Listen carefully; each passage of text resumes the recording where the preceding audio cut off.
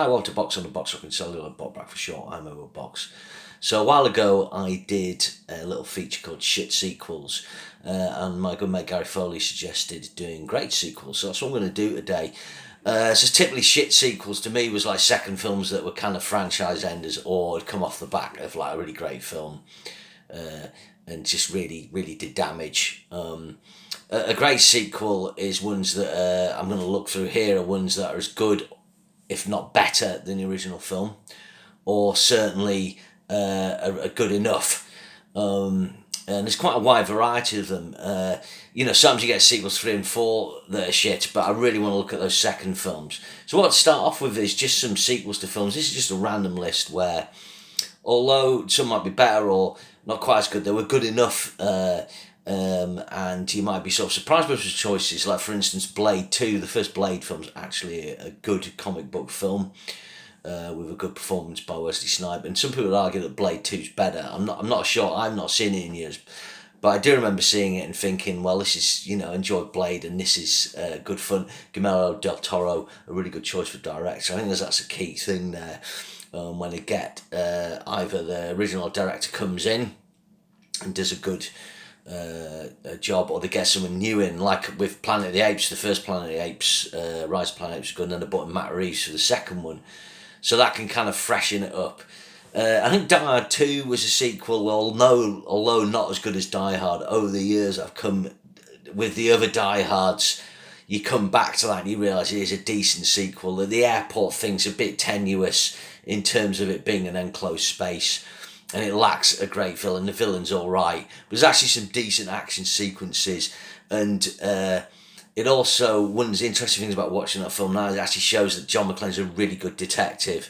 He actually can solve cases, and he can see that something's wrong, something's not right in the airport, and I like that aspect of it. Although the Die Hard's got that aspect, he kind of stumbles across the thing by accident.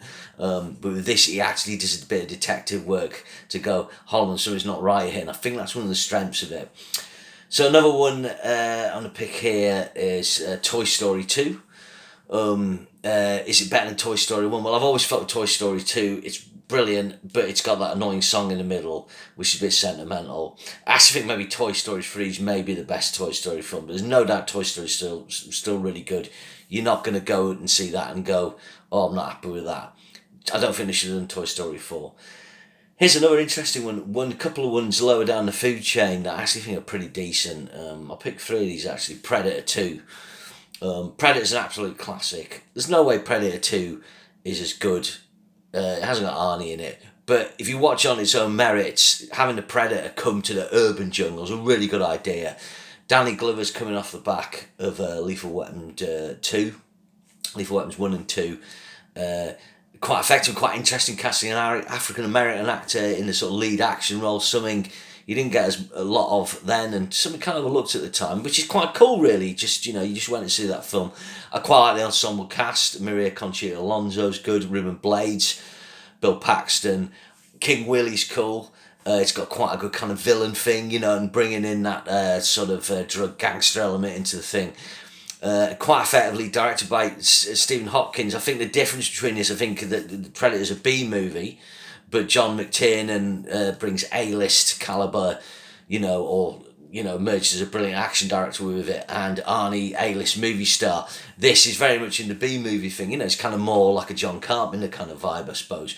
But I like it. Again, The Omen 2, the first Omen's an absolute classic. The Omen 2 suffers from sort of it's a bit brown, it's a bit TV movie looking, but I've always really liked it. It has great deaths in it. If you just want to watch a load of deaths, The Omen 2 actually has more deaths than Omen 1, and has some very good deaths. You got decent casting, William Holden, Lee Grant, the guy playing Damien's good.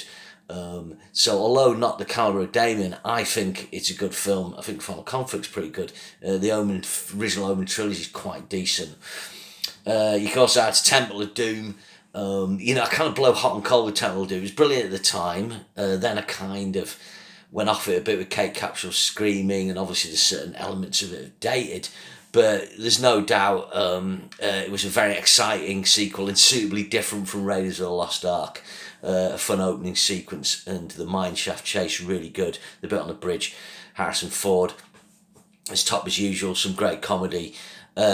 So like a more than good enough sequel. And here's another, and the Two Towers as well, Lord of the Rings. Obviously, I'm just looking at my notes here. Some people actually like the Two Towers the best. I really like Return of the King the most in a way, apart from that tagged on ending. So I don't know, but the Two Towers certainly has that great battle, doesn't it? And there's not even if it's not quite as good as Lord of the Rings, or maybe if it's better, however you perceive it, it ain't dipping. It's keeping that story going. And another little weird one, kind of goes with Predator 2, this, but also with sequels, where you have sequels coming a long time after the fact to a classic film. This film should be a bit shit, but actually they do a decent job of making an okay fist of it. And it's Psycho 2. Not one that kind of pops up, but people forget this is actually quite a big hit at the time. Obviously, Psycho, classic horror thriller from Hitchcock. Richard Franklin directed this. I think he was an Australian director, directed a film called Martin. Road Games as well. Don't quote me on that. But just Annie Perkins, gets let out of hospital. There's quite a good plot with this. There's quite good death. It's quite cleverly done, and it kind of mirrors classic images from Psycho. It's not a classic film. It's no way the level of Psycho, which is one of the most groundbreaking films in cinema. But it's make a good fist of it in its own right. Batman Returns as well. I'm never big on Batman. I'm not massive on Batman films, but the kind of S&M element, the darker element of the Penguin, particularly Penguin Death as well, when he's got that black gunk coming out. The Michelle Pfeiffer character, Christopher Walken. Tim Burton got his kind of wish with this, and the constraints were off. The upshot was he didn't make as much money, but I think for a lot of people, of those Michael Keaton ones, Batman Returns is the better film, but you could argue Batman's better. Same for Lethal Weapon 2. I think Lethal Weapon's better. At the time when I went to see Lethal Weapon 2, I was like, oh wow, this is great. And it is good. Diplomatic immunity. It's got great villains. Patsy Kensitt's good. And it opens out their relationship, and Joe Pesci's funny. Obviously, it all went tits up with the third one for me. But Lethal Weapon 2, not as good as Lethal Weapon 1, but still like a good enough sequel. And then you've got The Raid 2. Obviously, the original Raid, I'd say, is better because it's a bit leaner and meaner, but The Raid 2 is like an action epic with an amazing car chase and an insane knife fight at the end. So again, it opens out the action and maintains enough interest where it's not, tarnishing the original at all. I haven't watched that for a while. I won't watch that again. Then you've got Before Sunset as well, Before Sunrise, the first part of the Linklater film. I imagine a lot of people of a certain generation would probably prefer that one, due to the kind of younger nature of the characters. Before Sunset, opening out the story, that whole film works as a trilogy, really. But I'd imagine the first one would be seen as like the best one, but still, you've got to watch Before Sunset. So those are my kind of sequels that, not quite as good as original. I've got one more, actually, a couple more. Denis Villeneuve. Is Blade Runner 2049, is it better than Blade Runner? I'd say the Blade Runner Final Cut is still the definitive one, but Blade Runner 2049, what a sequel. And Dune 2. Maybe Dune 2's better than Dune 1, not sure. Maybe a bit more exciting. But I wouldn't like to hedge my bets. But it's certainly, both those films are certainly good enough. Obviously, Dune 2 did very well, and there'll be a Dune 3, Blade Runner 2049. Well, again, it suffered from the same problems at the box office as Blade Runner. But anyway, so I've waffled through those. Let's just pick some sequels. I'm just going rounding through this list where these films are as good or better than the original. For some people, I would argue the originals are maybe better, but there'd definitely be a critical, thinking that they are better. First one would be Terminator 2.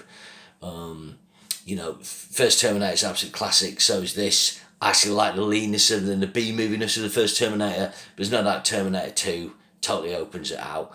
And the same with Aliens. I prefer Alien, I prefer the chamber piece of that. But Aliens is like a perfect sequel, and some people would prefer that. I still love it. James Cameron, shown real genius. You've also got The Godfather 2, maybe the greatest of all sequels. The Godfather 1's nicely contained, but this opens stuff out and creates a nice bookend, really, and you can put the two films together. Forget about part 3. And then, of course, Empire Strikes Back would fit in with this. For many people, the best Star Wars film. I'd still argue, like The Godfather 1, you can watch the original Star Wars as an enclosed thing. Empire expands it out, goes darker, doesn't bookend. You've got to wait for the third film. But undoubtedly, those some of the absolute top tier sequels. Not a massive fan of comic book films, but I do think the Tobey Maguire Spider-Man 2 is infinitely better than the first one, and bloody hell, it's better than the third one. I mean, that Spider-Man trilogy, the original one, Spider-Man 2 was kind of meh. It really would be crap for me. The first Spider-Man had poor effects. I didn't like the villain. Spider-Man 3 is one of the worst films I've seen at the pictures, along with the third Matrix film, and so on. But Spider-Man 2, a bit long, but Dr. Octopus, really good villain, really good direction by Sam Raimi, using a lot of his horror sort of techniques. It's a benefit from better special effects. Scene on the train is very good. One of the absolute best comic book movies of the noughties. And the same you would say about The Dark Knight, Batman Begins. Some people maybe prefer that, and maybe I do now, I'm not sure. But The Dark Knight opens it out. It kind of made the cityscape bigger. You've got an amazing homage to Heat opening, and you've got Heath Ledger's great performance as the Joker. I think there's a few problems with this film in the hospital scene, and there's a few narrative issues. But it attempts to do something ambitious, and certainly I think it succeeds for the most part. It certainly succeeded box office wise. Next one, Top Gun Maverick. You'll have heard me talking about this before. I've done reviews of it. I've picked it as one of my top blockbusters. Really don't care that much for the original Top Gun, but it's just one of those films you've got to see because it's part of 80s sort of folklore. But Maverick's actually not only a good scene, it's actually a really good film for me. A really good, entertaining blockbuster. A great popcorn night out of the cinema. Then you've got something like The Road Warrior, Mad Max. First Mad Max is a funky sort of B movie. Then The Road Warrior, basically Mad Max 2 invents a whole sort of post-apocalyptic style that was copied and beloved of videos shops in the 80s. Incredible action scenes, still really innovative, the way George Miller took those up a notch. Of course, Fury Road's great, but there's something really visceral and nasty about The Road Warrior that I love, and it kind of a bit cheesy 80s. There's still some elements to it where some of the cast look like they're kind of in the Wild Boys video by Duran Duran, which is clearly influenced by it. But I do think The Road Warriors, like the final chase, is amazing visceral cinema. Incidentally, I think if you watch the original Mad Max, I think George Miller copied Duel, the camera placement, the point of view shot with a low angle for the road, and again The Road Warrior makes really good use of that. I think I saw an interview with Guillermo del Toro about that. Superman 2 now.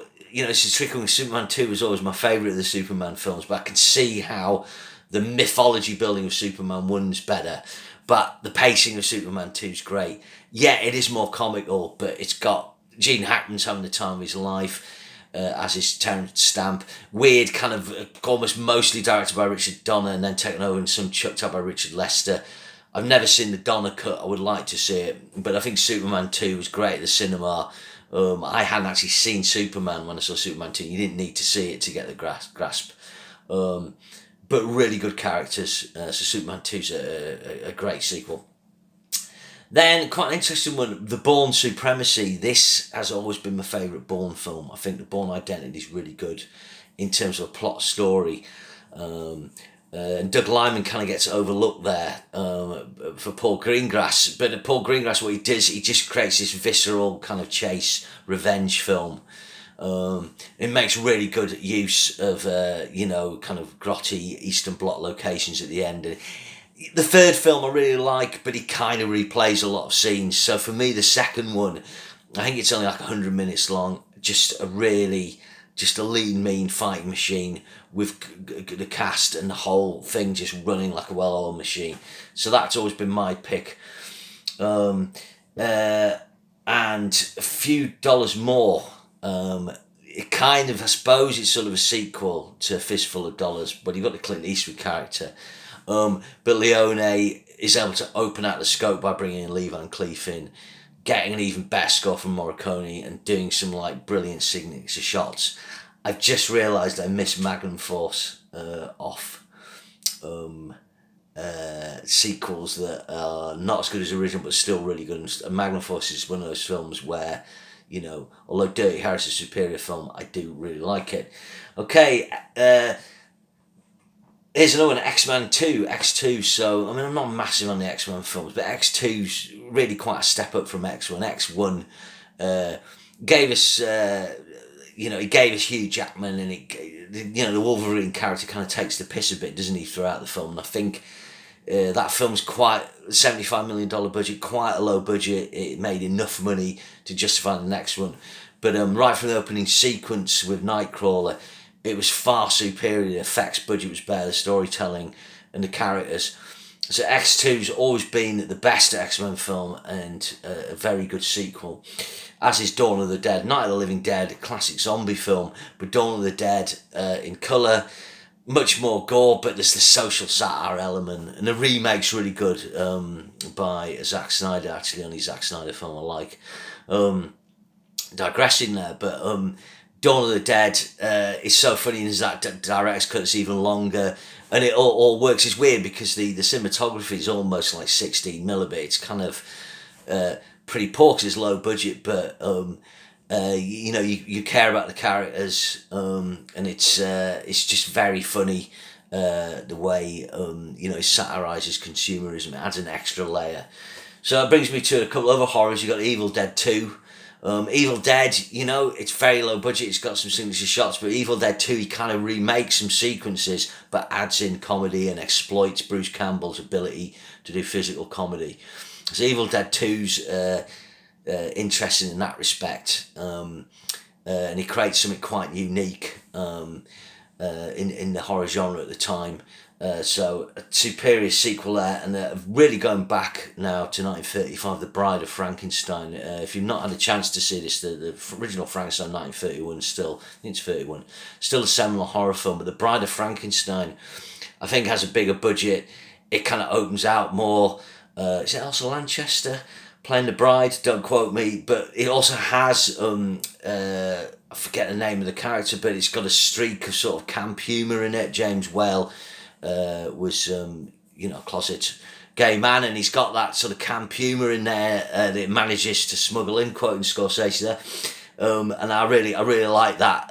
And those Universal horrors, they've still got a great look about them, and they're still influencing things today. Then we've got The Wrath of Khan, so second film in the Star Trek series. Remember, Star Trek, the original motion picture, made a lot of money, but it cost a lot. Fans weren't happy, so this wasn't a given that Star Trek would continue as a franchise. They needed to knock out of the park, and the budget was considerably lower.